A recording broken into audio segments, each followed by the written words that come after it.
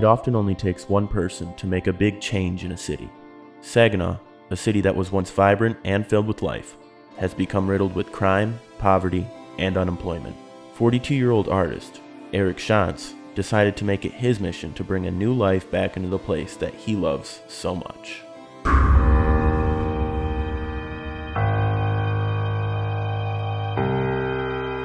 I love our culture. I love the people here. I have a tattoo that says Saginaw proper on it. It's done like gashes because it reminds me to make something beautiful out of the pain. When I moved here, when I was about 27 years old, the city was plywooded up. There were 13,000 empty residential units in the city in that year. You'd be surrounded by boarded up, plywooded buildings. Did some research, looked into city laws, looked into regulations on plywooded buildings, and you can't legally put plywood on a building and not have it painted. So I figured that if I painted on the plywood, I wouldn't actually get in any trouble because I'm not really vandalizing anything. I'm doing the property owners a favor by decorating it. So that's kind of where it started. In the course of his career, Eric has painted dozens of murals across Saginaw. However, one of his most popular paintings happens to be the mural that meant the most to him. And a lot of people know of the painting and don't know who it's of. Sean Stennett was a friend of mine that was murdered in 2010. We were opening a small community center across the street from the coffee house that he worked at. And the day that I gave him the keys to the place is the day that he got gunned down. So when he died, it was exceptionally tragic for the neighborhood. He was well liked and well loved by lots of people. And so putting something up to commemorate him was, as a painter, I felt that, that's what I was going to do. That's what I do. Shantz's murals have had a larger impact on the town than he could have ever imagined.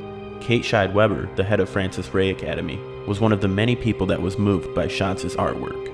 I saw his artwork all over downtown, and I loved a number of the pieces, but particularly I think it was the irises on the back of the Savoy building.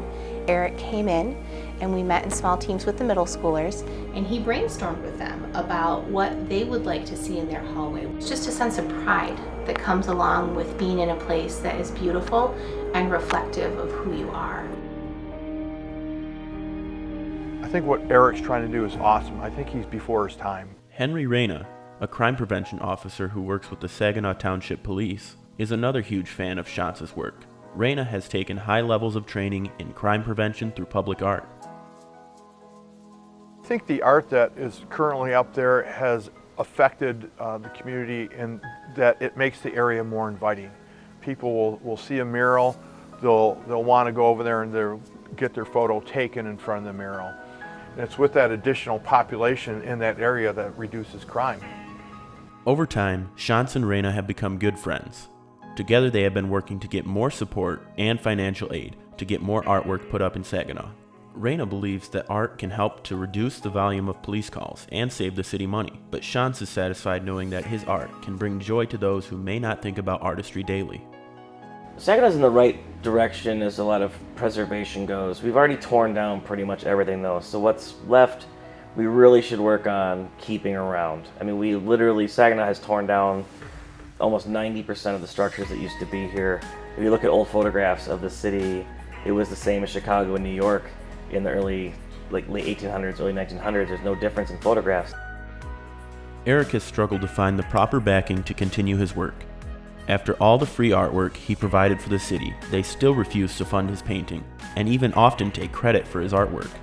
Although the city may be hesitant to help, the community has certainly been impacted. So we were under the freeway and painting, and this dude came out with like a rifle on his shoulder, right? Just came out of the bushes, and he's just like, "You guys painters? You guys make all this art?" I'm like, "Yeah, we did make some of it." And he loved it. He loved this stuff. He loved reading. He had all these stories. He talked about pieces that he had seen in different areas that he had been around, and how he loved checking out art underneath bridges and places when he'd travel, but had never actually seen anybody actually doing it. He never got to meet any artists. So to him, we were like the guys that made everything he saw everywhere. He was super excited just to meet a couple artists that did it, even though we were just down there practicing. And he offered us to come back to his little camp for some raccoon if we were hungry. Like, we stayed out there and paint. But we did have a beer with him. We had an extra beer, so we gave him a beer, and he had a beer with us while we painted. He would see an empty spot and come up with a theme and just put it on a wall. And his artwork is amazing.